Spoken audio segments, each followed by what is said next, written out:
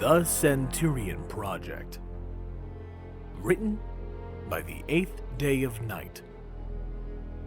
Chapter 25. The Castle in the Everfree. The Armory. Part 2. The floor dropped from beneath their feet. Elias managed to wrap a few fingers around the edge of the sudden hole in the floor, and he attempted to grab Luna with the other hand. He didn't anticipate how heavy the alicorn would be, nor was he prepared when she started flapping wildly with her wings, batting away his hand, as well as disturbing his tenuous grip on the floor. They fell like stones, with Elias somehow hitting the ground first, just before a large alicorn landed on top of his chest, crushing the air from his lungs. Instinctively, Elias planted a hand on Luna's shoulder and shoved her off, doing his best to breathe through his thoroughly bruised lungs. Luna huffed loudly as she got to her feet, dusting herself off. She offered him a white-hot glare. "You do not shove your princess, guardsman. I could have you court-martialed for that." Elias stared at her for a second, then coughed as he rolled over, pushing himself up. Then maybe next time when I say it's a trap, you'll listen and realize it's a trap, princess. Besides, I did my best to catch you, but you fled around like you had just had a few hundred spiders drop on your fur. What followed was just a natural reaction to the circumstances you put us in." Luna growled and opened her mouth to yell at him, but a loud click drew their attention, upward. Looking up, they helplessly watched the floor they had fallen through seal closed. Luna lent her horn to stop it, and then groaned loudly when her attempt failed. Of course the trapdoor is made from nullstone. Curse my clever defensive designs and well-thought-out planning. Elias squinted in the low light, quickly spotting a torch sitting dusty and unused in another torch scone. He felt around the edges of the scone for any hollow areas, while Luna continued to ramble at the ceiling. Tuning the alicorn out, Elias carefully lifted the torch from the scone, and when nothing happened, he pulled his lighter from his belt. He lit the torch quickly, his lighter catching it aflame with an easy flick. The flickering orange light of the torch mixed with the blues that lit up the walls via Luna's horn. The ceiling was short, clearly designed for a species much shorter in stature, and Elias found that his hair brushed it easily, with the stone pressing down lightly as he stretched at his full height. Elias assumed a minor slouch as he turned around, quickly turning back to Luna's continued rambling at the trapdoor. He cleared his throat loudly. Princess? But ignored as Luna shook her head at the closed trap. And another thing, why is there a trapdoor in the middle of a random hallway? Why not in the entryway where it might actually stop invaders? Princess, I don't think that... I will find who designed this wretched contraption, and they will pay with a lifetime of castle improvements. If the stories about you are true, they're probably already dead, Elias muttered. Then the family line shall pay, Luna declared as she growled at the ceiling. I shall make them pay. Then I shall return to destroy this infernal mechanism that dares to spite me. Elias sighed loudly as she took in a breath to continue. He had an idea of what to do, but he knew it would get him in trouble. As he set the plan in motion, he comforted himself with the knowledge that it would grant him a moment of quiet at the very least. He tapped Luna on the shoulder, and as she turned, he used his thumb and middle finger to flick her on the nose. The alicorn started at the painful thwop, and then she went cross-eyed as she stared at her muzzle, wiggling it to erase the sensation his flick had left behind. Her eyes then focused on Elias, burning with intense anger. She opened her mouth to shout, but stopped as her nose wriggled again. Then she sneezed in what Elias could only describe as the most adorable noise he had ever heard. The sneeze was so dainty and soft, and her pout as she rubbed her nose did nothing to help. He grinned wildly at Luna, who glared daggers back. This is not funny, guardsman. Rest assured that I... She sneezed again, and Elias had to cover his mouth to hold back his laughter. Whatever punishment she could come up with, it was worth it. Nothing can counter the result of his nose flick, and Luna's pout returned in full. Cease your laughter at once, Luna said. When Elias didn't, she whined softly. Guardsman, I am the princess of the night, and you will feel my... She sneezed for a third time, and Elias briefly wished he had a camera. He needed something to record the whole experience. The nose, her face, especially the way her muzzle kept scrunching as she tried to stop the sneezing. The dust in the room only made things worse as she sneezed again. It was easily one of the best things he had ever seen, and yet it was such a small motion.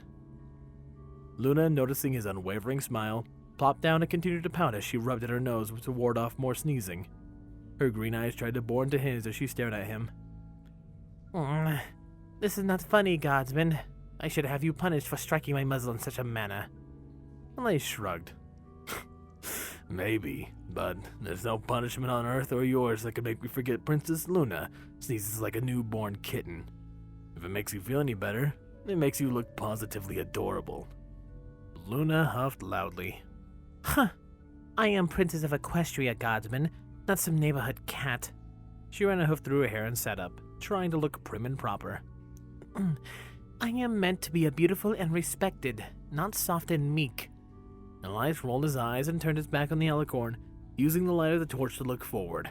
He quickly noticed how uncharacteristically unfocused he was being. Making jokes after falling down a hole to who knows where? It was unlike him. And despite the amusement he took from Luna's continued adorable sneezing, Elias did his best to narrow his vision, limiting his senses to only what was in front of him, rather than behind. He switched the torch from his right hand to his left, and then let his right hand drift towards his hilt of the gladius. Do you have any idea what used to be in this trap? Elias asked quietly, keeping his voice low to help him better listen. Luna continued rubbing at her nose as her eyes found their way back to his head, no doubt trying to bore a hole in his skull. If memory serves, it was an empty box that guards could travel in and out of in case of an intruder. It gave the illusion that the guards were anywhere and everywhere at once. It is why I am so irritated that the interior is lined with nullstone. She shouted up at the ceiling. Elias glanced over his shoulder at her, then sighed and shook his head. Princess, I would recommend looking forward, not back. You'll never get anything done if all you do is get angry at the past. Luna snorted dismissively as she got to her feet. That is rich coming from you, guardsman. Are you not the one who refuses to address your past? Elias shrugged and faced forward again, taking a cautious step in case the alicorn was misremembering. I may refuse to think about it, but I keep moving forward, Princess. My past stays there and for good reason. I just wish that sometimes I could forget it all, to lift the weight of all those memories from my shoulders. Then nothing could stop me. Elias shook his head as a sudden bout of melancholy tried to worm into his thoughts. He took another step forward, and when Luna didn't say anything, he began to lead the way, pushing forward in silence, while the alicorn thought about his words. The small hallway they were lasted only a few more dozen steps before it came to an end at a sealed door. Elias motioned for Luna to stay back, then he built up momentum at a run, hitting it at full force with his shoulder. The wooden portal splintered under his charge, and Elias tumbled forward as his momentum carried him into the abandoned guard room. Thick dust covered the furniture, and like everywhere else they had been, the carpets and tapestries were starting to rot. Elias briefly noticed emblems similar to the Luna Guard symbols, but he thought nothing of it until Luna walked into the room and gasped softly. I remember this place, she said softly, her green eyes searching the room as she walked around slowly. Elias remained quiet as she lifted her hoof to touch the tapestries, gazing at them fondly before her eyes wandered on. I used to gamble with my guards in this room, she said breathlessly.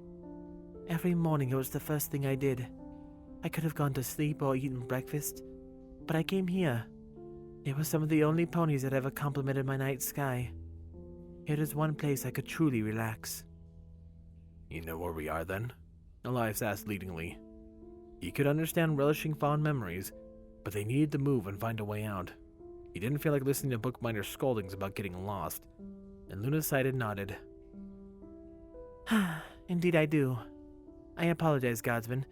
It has been a while since I've been in my castle, and some memories are coming back. It's fine, Princess, Elias replied. I understand remembering, but I would again recommend not dwelling on it. The past is unchangeable. Focus on the future. It was a bit repetitious, but Luna gave him a look of agreement as she straightened, her eyes locking on the door. Wise words, guardsman. Let us continue. The armory is near. Let us see if it is intact. Then we shall return to camp for the night. I want God's pony binder to map our progress for the areas where my memory has failed me. She used her magic to unlock the hidden door behind one of the tattered tapestries, and then she led her way again, her blue aura clashing with the orange of Elias's torch. They felt the silence as they walked, with Luna occasionally pausing to stare at something she recognized before pushed onward. Elias kept his eyes low, looking for the telltale signs of more traps or false doors. He spotted a few, and the doors he did see were ignored as Luna led the way to the armory. It was clear when they arrived. Wide doors made of blue and gold steel blocked the entrance to the armory, and a large lock in the shape of a crescent moon sealed the handles of the door. Luna sighed as she briefly touched the doors with her hooves. My sister and I used to come here every afternoon, She said longingly. I would wake up early so that we could fight together before the day ended, and she was always early, eager to cross swords. No matter how tiring her day was, she was always here. Are you two not close now? Elias asked, putting his back to the door as he swept the darkness. You seem like a regular family whenever you're together.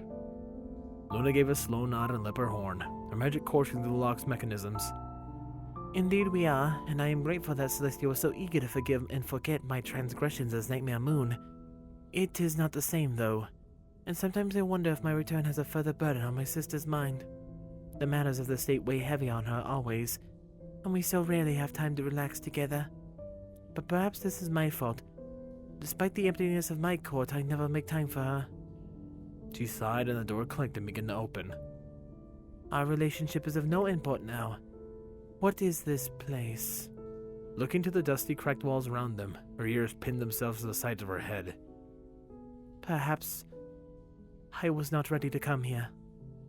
Elias did his best not to shrug off her concerns, and instead moved to stand beside the alicorn, doing his best to act as a bolstering presence. Maybe, but you're here now. Let's find what we came here to find. Luna stared silently into the darkness of the armory, then straightened and gave a single nod before leading the way forward. Elias followed right behind her, and he glanced around as they entered the armory, squinting in an attempt to see in the low light. He used his torch to try to find and notice anything of note. Dark, empty shells stared back, likely long plundered of anything valuable. Speaking of, what are we here to find? Elias asked. You were vague when you were gathering our supplies. Luna seemed to wander aimlessly through the armory, sighing as she opened a few crates filled with rotten cloth. We are looking for a set of alicorn armor designed for me, or at least for Nightmare Moon.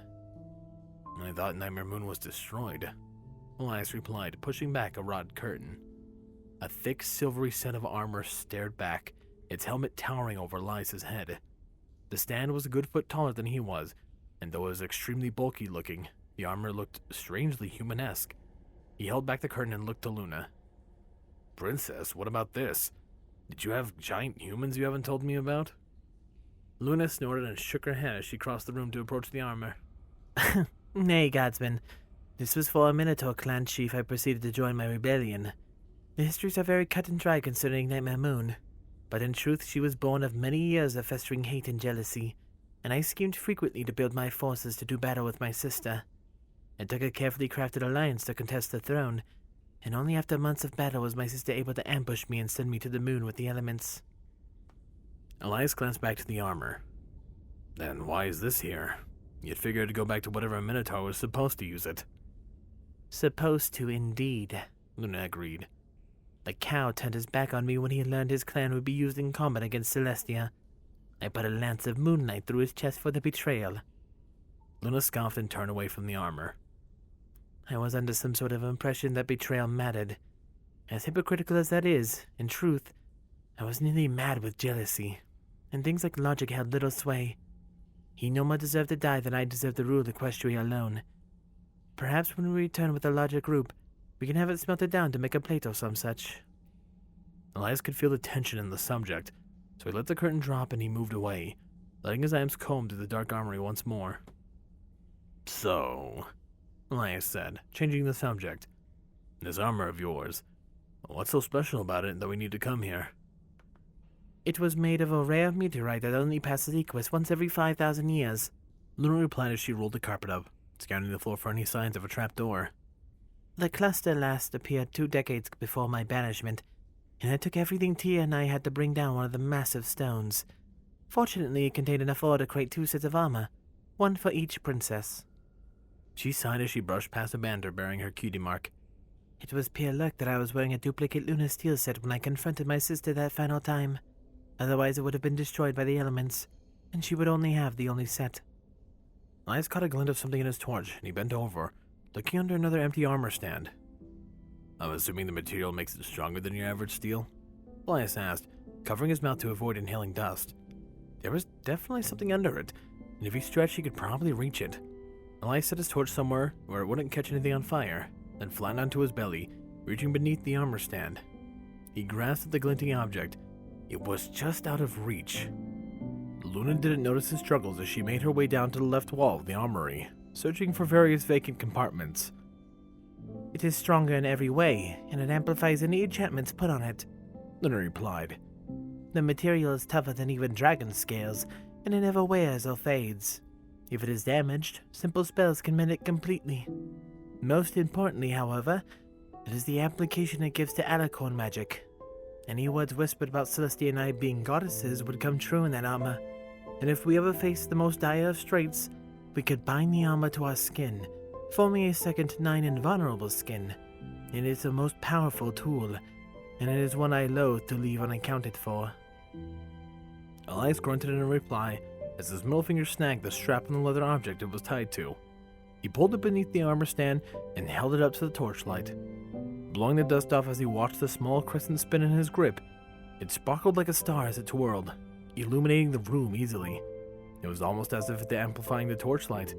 Elias glanced over to Luna, who was staring back at him in shock. I guess this little thing doesn't compare to god armor, huh? Elias said with a grin. Luna pounced on the man, her nose a finger length away from his as she shouted in obvious excitement. She snatched the necklace in his grip and squealed happily. You found my pendant! It is the first thing Tia gave to me when we became alicorns. I thought I lost it years ago. She was quick to put the necklace around her neck, and she rubbed it affectionately into her chest fluff with a brilliant smile gracing her muzzle. In an instant, the alicorn returned to hugging him, and Elias flushed red as she hugged him tightly around his neck. Thank you, Guardsman. I did not even consider the possibility that I would ever find this, and I just know that Tia will love seeing it back. It has been centuries since either of us has seen it. She paused to take a breath, then made things more awkward by nuzzling his chest. Elias didn't dare move. Maybe he could try to wiggle free? No. Her hooves were like a vice, somehow getting between his shield and his back as she crushed his chest with her grip. I cannot tell you in words how happy this makes me, Guardsman, Luna said breathlessly. My sister and I have mended much of our relationship to the way it was before, but perhaps this will bridge the final gap I have always felt was missing. Thank you. She pulled back from the hug and stared down at him with her vibrantly green eyes and a wide smile. Tell me, Guardsman, is there any way I can repay you? Were it not for your careful eyes, I may have never found my pendant. You could get off my chest, Elias wheezed. When she was hugging him, the weight was distributed fairly evenly, but sitting back, she was crushing his chest under the weight, and he was having difficulty drawing breath. Luna looked down at him curiously, then leaped back with a startled yelp. Unfortunately, that yelp was accompanied by a mighty flap of her wings, and the mostly settled dust rushed into the air, making things worse as the dust descended like a cloud on Elias's face. It got him everywhere in a split second, blinding him, making it harder to breathe, and filling his mouth with a taste of grit, all in one fell swoop. He heard Luna yelp again as she said an apology. A gust of wind then blindsided Elias, and it became easier to breathe. He rubbed his dust-caked eyes and cracked them open to see an apologetic-looking Luna with her horn alight.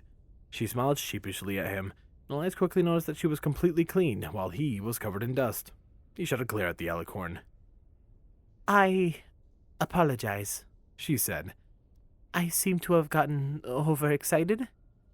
You think? Elias replied while he tried to brush himself off. The dust clung to him like glue, and after failing to clean off any of it with his hands, Elias just settled for being filthy. He shot a glare at Luna, who only smiled back. I have already apologized, Guardsman, but I shall say this. If you need anything, feel free to ask. This pendant means a great deal to me, and I am overjoyed to have it back. Elias snorted, pressing his thumb to one of his nostrils as he tried to clear it of dust and snot. I'll think of it. As for now, I think we should finish up, and find our way back to the camp, yeah? Luna nodded in agreement, and Elias let her lead the way. Elias sighed and rolled his shoulder. The limb had started hurting after the third door, but now that they were on the sixth, he was getting mad. He channeled that base-level fury and let out a shout as he raced at the door, slamming into it at full tilt. The wooden portal shattered and slammed into the wall, sending a cloud of dust in the air for him to choke on. Again. Elias doubled over and hacked as he tried to clear the dust from his lungs, while Luna walked into the side room, casting about for her armor. The entrance to the armory had sealed behind them, and they were without a key to unlock it from the inside. When Luna cast a spell to locate an alternative exit, she had also managed to detect a magic presence that she believed was her armor. Generally, the only location that she would give him was that it was deeper in the armory, so Elias had set to work, shifting long unused furniture and kicking down doors so that she could try to pinpoint it. A task she kept missing the mark on, endlessly prodding him to kick another door down so that she could scan the side rooms. Why were there so many, and why were they all locked was a mystery to him, but kicking down doors was better than talking about anyone's feelings, so Elias went about his task in silence, releasing his building frustration on each new door he threw at. Elias ran a hand through his sweaty hair, and leaning against a wall as he took a canteen from his belt, quickly unscrewing the top. "Anything there, Princess?" he asked, already knowing the answer as her horn dimmed. Nay, Guardsman, the armor is not here. Luna scowled. I know not why I am to detect it, yet remain unable to locate it. I kept it hidden away, yes, but it was here. I know I left it here. Elias stared at the dark ceiling as she took a large drink of water. He offered the canteen to Luna, who looked at it with distaste and shook her head. Elias shrugged and sipped it back onto his belt. "Are you sure you're the only one who could open the armory door?" Elias asked. Luna shook her head. Well, no, but Tia would have no reason to come through my armory. At the time we kept our guard forces separate, and her armory was larger even then. Besides, we both found our pendant, and my cowardly general's armor here. Why would she leave these things behind? Elias scratched the back of his head and stared at the floor. He had already put the pieces together. The armor wasn't in the castle. It was likely in Canterlot. The necklace was under an armor stand and you didn't notice when you walked by, Elias said. And the armor was made for a general who, by your own admission, you executed for cowardice. Why would your sister take that? No, she took the one thing she wanted to make sure nobody else would have, and took it home, where I'm now sure it's sitting even now, and I think I'm safe in assuming you didn't ask her before we left. Luna scoffed and waved a hoof at the man as she scoured the room for evidence, likely trying to prove him wrong. Of course I didn't. I do not need to go to my sister for everything. My eldest she may be, but this is where I left my armor, and this is where it must lie. Elias groaned. Ugh, Princess, please, for the sake of my sanity, send a letter to her asking about the armor. I'm willing to bet a year's worth of complaint-free hugs and therapy sessions that she has it. Fuck, 3 years, actually. Easily. Luna's eyes lit up, though whether it was from the bed itself or the prospect of getting him in a room with more psychologists, he didn't know. She straightened and summoned a quill and scroll, quickly scribbling out a query before setting it off with a flash of light. She smiled smugly as she sat down. You will be spending an awful lot of time with my doctors now, Guardsman. I will be sure to inform Guards Bunny Flash about this complaint-free hugs upon our return to camp as well. This will be a most profitable night. Elias thumbed his nose and nodded. Sure, Princess. Whatever you say. They waited in blissful silence for a full minute before Luna piped up, asking a question that seemed designed to drive him mad. On my question earlier, Guardsman, your parents, what were they like? I know nothing about your biological family, and I wish to learn about your origins to determine if there is unsolved trauma concerning them. Elias snorted and smiled without humor. Let me save you the trouble, Princess, because there's definitely unresolved trauma concerning my family, and I know for a certainty that it will remain that way for a very long time. It's not easy to get over what I had to do to them. An odd look flashed over Luna's face. Well, that Elias almost didn't notice, but a calm mask returned and she nodded in agreement, something that surprised him greatly. I understand, Guardsman. I do not wish to know how they passed, but rather, what were they like in life? What were they like? What did they do? There was normal prying. Elias let out a long sigh. What's there to say? My dad was a game warden. Mom stayed home and took care of the kids. She fed, cleaned, taught, and loved us. Elias winced as his heart panged with a sense of loss. She was far too good of a person to deal with her lot in life, but she always had a smile right on her to the bitter end. I see far too much of her in bookbinders sometimes. That's why I get antsy about the whole trial parenthood thing. Too many bad memories. Luna nodded as she listened intently. And your father, what was he like? No, that's easy. I said with a shrug. He was a bastard like me. Mean, relentless, dissatisfied with what he got from life. He always took it out on the wrong people, and it took the end of the world to make him act like a man, despite the fact that he was no better than a dog. Luna frowned and cocked her head. You can't mean that, Guardsman. Bookbinder gave me the impression that you respected your father, despite his failings. Elias' eyes flicked up from the floor, with his left eye twitching as his anger rose. Then she lied to you, Princess. Or maybe I haven't conveyed my feelings about my father properly. It'll be a cold day in hell before I ever look up to the man that treated me like I wasn't wanted.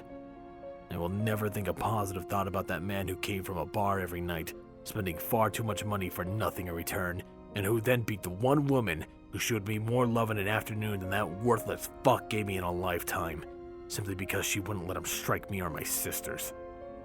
Lai snorted and shook his head. Not that it helped. He always got the whole family involved. It was part of his little power trip to show how unhappy he was with his life. I just wish he'd kill himself rather than making me do it. Then he wouldn't have to say I had to break my back bearing his sorry ass. Anger simmered in his mind, but Elias used a method Bookbinder had begun teaching him. He took a long breath, followed by 3 short ones, using the manual nature of motion to cool his mind. It mostly worked, and Elias crossed his arms as he stared at the floor, keeping his voice low and calm as he finished. He taught me useful skills. How to hunt, how to start a fire. But that coward didn't teach me a damn thing about being a man. How could he? You can't teach what you don't know. Luna sighed, drawing his eyes up.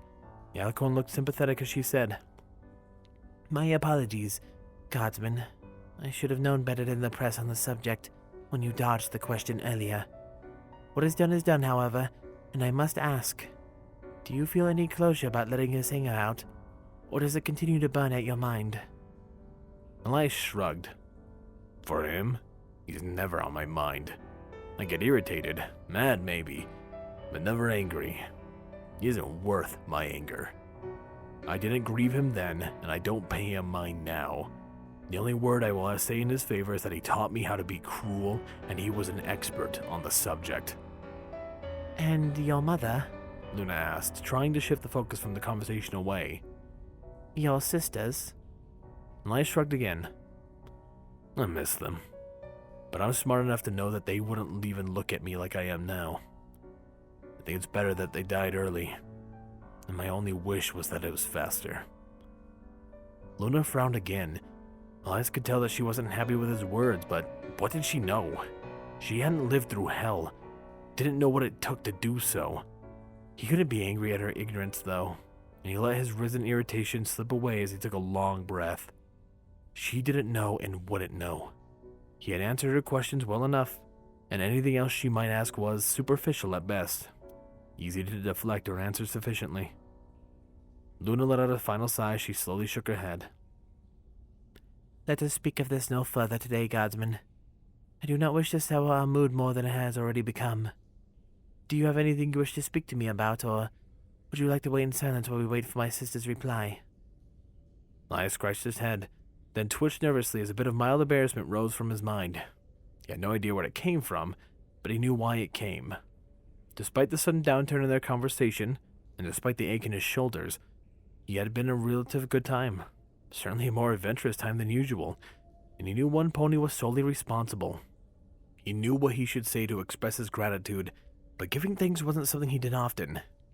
Doing so felt awkward. It was as if admitting gratefulness was also to admit weakness. Still, not admitting it made him look like an ass. So Elias took a deep breath and just did it in one go, damning the consequences. I just wanted to say thank you, Princess. Elias blurted. Despite what's happened, this has been the most fun I've had in a while. I've enjoyed searching the castle with you. He then leaned back against the wall and waited silently for the Alicorn to begin her mockery. He waited in silence for a good minute before looking up. His blue eyes met her green ones. Elias twitched nervously as she smiled brightly at him. Why are you looking at me like that? Elias snapped. His tone shifted to impact the Alicorn's smile. Thank you, Guardsman. I was worried that our journey was marred by our detours, but hearing your appreciation is most welcome. Should a need arise, would you like to return here again? I shrugged. Not here specifically, but if you wanted to take a look down a different part of the castle, I wouldn't say no. If you haven't noticed, I don't get out much. Luna rolled her eyes. And whose fault is that, guardsman? I am more than sure that God's pony binder would be willing to take you places if he so wished it. I shrugged again and fell his eyes to the floor as he tried to avoid thinking about the unicorn. Dark thoughts, brought to the forefront by the conversation, touched his mind, and Elias had to focus to not let them consume his mind. Luckily for the both of them, a letter popped into existence next to Luna's head, and she grinned widely as she snatched it from the air. She unrolled the scroll with a flourish. Let us see who is correct, guardsman. I hope you enjoy cuddles. Her eyes combed down the scroll, and Elias found momentary joy watching her face shift from happiness to denial in a heartbeat. Her horn lit up and the scroll caught fire. Elias raised an eyebrows that fell to ash, then smirked as the second scroll popped into view. Luna twitched as she caught it and unrolled that one as well. She groaned loudly and hurt herself in the face with a huff. The alicorn then looked at Elias's grinning face as she leapt to her feet. Do not mock my plight, guardsman. You will arrange this. You are a spy in my guard force, reporting my actions to my sister. She stomped up to him, grabbing his tunic as she began searching him up and down. Where is it, guardsman? Where is the attunement crystal Tia is using to listen, She abandoned her efforts to instead glare at him, pressing her snout against his nose. How, guardsman? How did you tell her without my knowledge? Tell her what? Elias replied with a calm smile. I haven't spoke to Princess Celestia since the trial. Luna growled and jabbed her hoof at the letter in her hoof as she shoved it in his face. There is no way she could know. Elias blinked as he tried to read the words in the low light, but as he managed, his smile grew. Dear Luna, I know you have no doubt destroyed my previous letter in irritation, so I send this second letter to deliver the key you shall need to escape the armory you have no doubt locked yourself inside of. As to whomever is stuck with my sister, I apologize for your wild goose chase. I removed everything of value in the armories when I left for Canterlot, and only the library and Luna's bedroom remain untouched, with powerful runes to prolong their longevity. Though I cannot grant access to Luna's old personal quarters, the library is free for your use. Take what you wish as payment for following my sister's mad schemes. As for you, Luna, I really wish you would ask me about these things more often.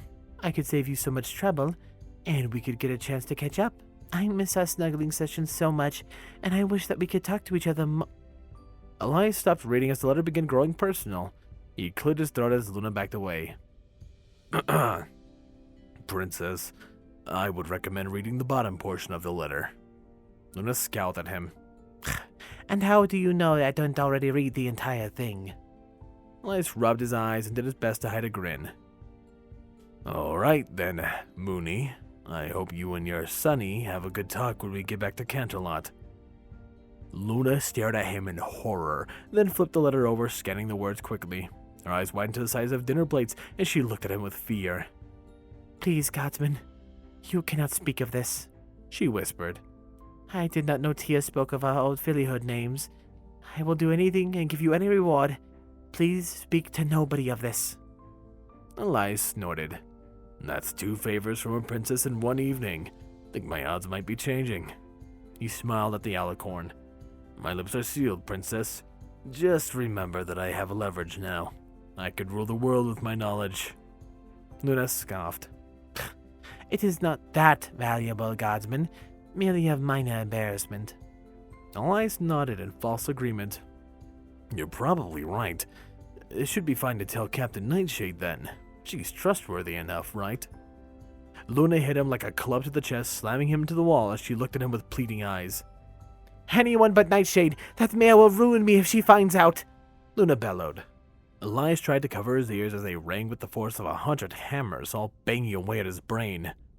All right, fine, Elias shouted back. I won't tell, just quit yelling in my damn ears.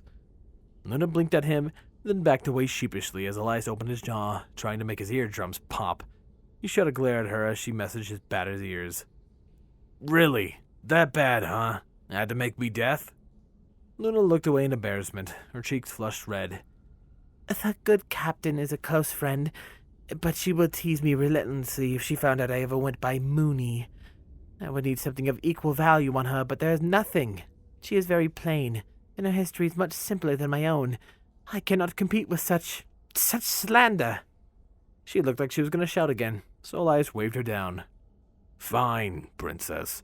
Just don't yell at me anymore. That shit hurts. Unable to recover all his hearing, he waved at the room around them.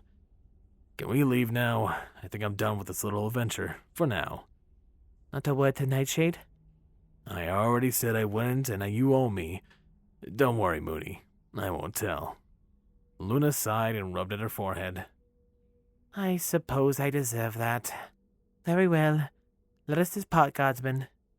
She huffed as her horn lit up. I will have to question Tia about her meddling here. I can still feel magical presence in the armory, yet it seems to move as we do. Lice pointed to the pendant around her neck.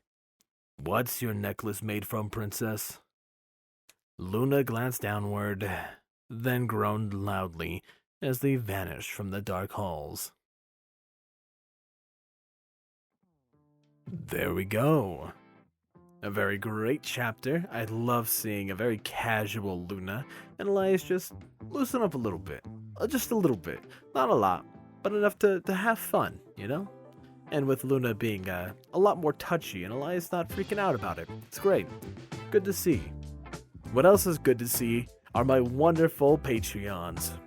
Thank you, Chase the Master, HKH4 aka Texture, The Animated Ghost, Solus, Captain Blue Shadow, Squall Windfeather, Stu Hex, and of course a large thank you to Silent Titan. I appreciate you guys' support so much, and it means a ton to me.